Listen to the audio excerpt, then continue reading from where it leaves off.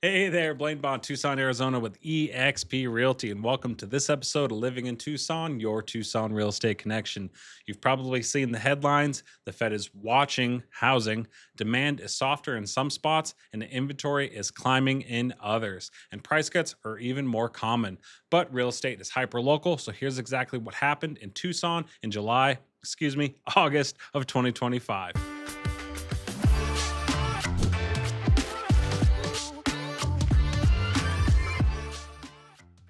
The Mortgage Application Index. We always take a quick glance at the Mortgage Application Index. When rates dip, applications go up. And when rates firm, activity cools. It's the cleanest demand barometer that we've got. As you see in this graphic, we're seeing a slight uptick in mortgage applications as we're seeing a slight softening in mortgage rates. And on the topic of mortgage rates, here's the mortgage rate snapshot. As of early September, the 30-year is around 6.5%, and the 15-year right now is about 5.6%. Volatility has been slightly trickling down, which helps with confidence. Now, let's get hyperlocal with percentage of list. In August 2025, closings averaged 98.1% of the list price, or about 1.9% under asking. That's down about 0.4% year over year. Buyers and sellers win by pricing right from day one. Now let's take a look at days on market, or DOM for short. Days on market is the list to contract, not closing. Typical contract period is right around 30 days. Sometimes you'll see cumulative days on market, which is when a home fell out of contract or paused for some reason or another and then relisted. The August median days on market was 32 days, and that's for all properties in Tucson, which is up 8 days from this time last year. Buyers are taking a beat to compare. Moving on to the base key metric for pricing and valuation, price per square foot. The overall average price per square foot in Tucson was $222, which is down 3.2% year over year, which is mild cooling. Value is front and center. Looking at just single family homes, we're right around $228 per square foot, which is down 3% year over year.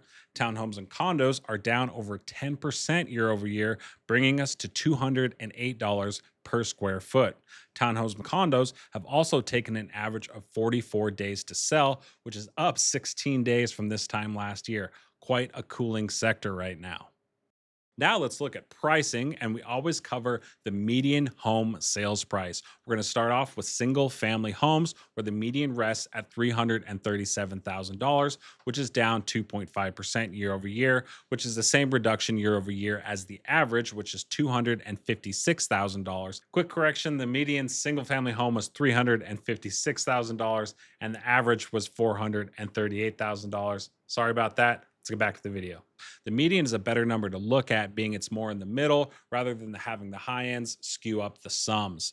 For townhomes and condos, $241,000 is your median price, which is down 3.6% year over year. Interpreting that, fewer high end closings pulled the averages down, with entry and mid tier homes driving most activity.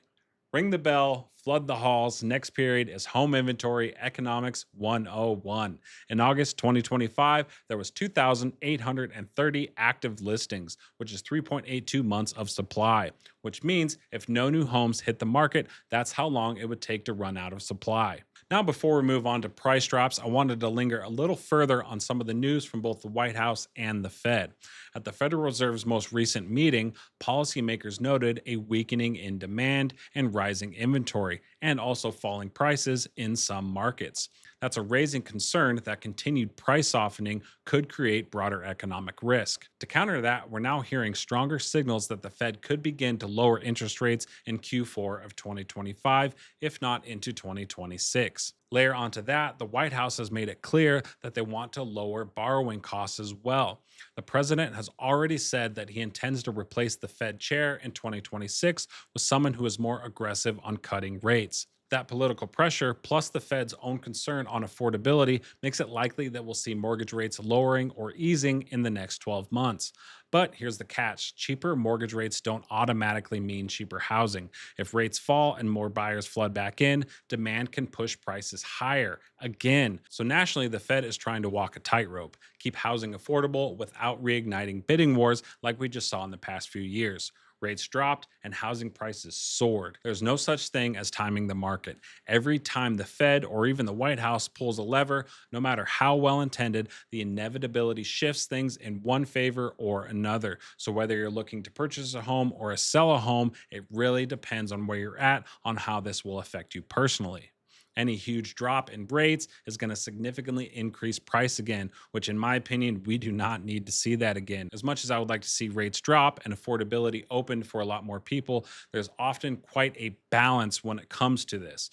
We don't really want a sudden rate drop and all of a sudden all the people that are sitting on the sidelines treat it like it's Black Friday, rush the market, and then all of a sudden just housing and affordability still goes out the window. So a lot of you seem to be waiting for prices to come down. And by the way, if prices dip 20%, this will cause at least 10% of homeowners to become underwater, which means that's 10% of homes which people cannot even afford to sell even if they want to. I'm going to actually link an external link to a different channel here on YouTube from Jaspreet Singh with Minority Mindset. The particular video of his that I'm going to link better illustrates the balancing act of income, pricing, and rates. That's just too much for us to do here on the channel. He makes money off of giving that information. We just make money off of providing you the information and hoping that you get to know, like, and trust us to use us when you do decide to either buy or sell a home. So with that segue out of the way, let's get local again and dive on into price drops. Strategy check. 49% of active listings, or 1,377 homes, have had a price drop in August, with a median of about 19 days to the first reduction, with an average cut of 6.2%.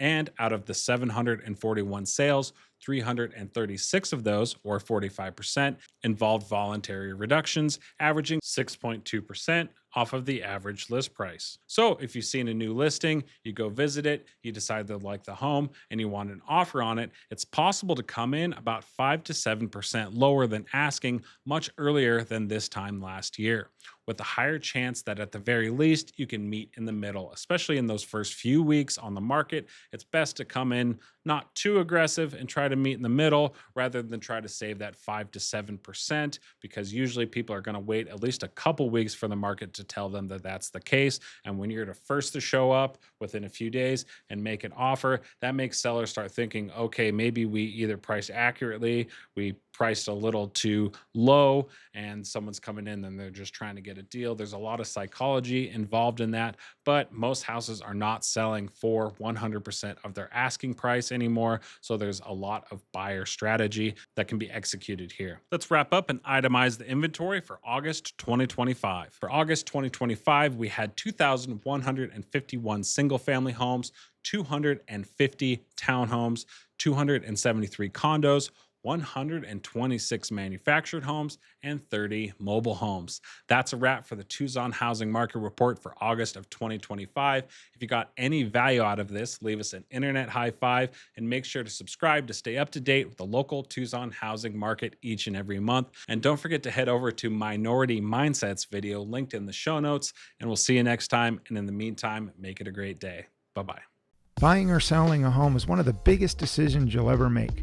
That's why you need a local Tucson expert real estate partner. With all the exciting reasons you have for buying a home, one of the biggest reasons is it can dramatically increase your family's wealth. So whether you're looking to purchase your first home, your next home, a second home, an investment property, or maybe you want to sell your home, choosing an experienced real estate expert to help you will make it a smooth and easy process. And choosing the right realtor can make the difference of more money in your pocket after closing. So whether you're a first-time home buyer or a seasoned investor, or maybe just interested in knowing what your home's worth, contact Tyler Ford and Team today. Call Tyler Ford and Team today at 520-775-3400.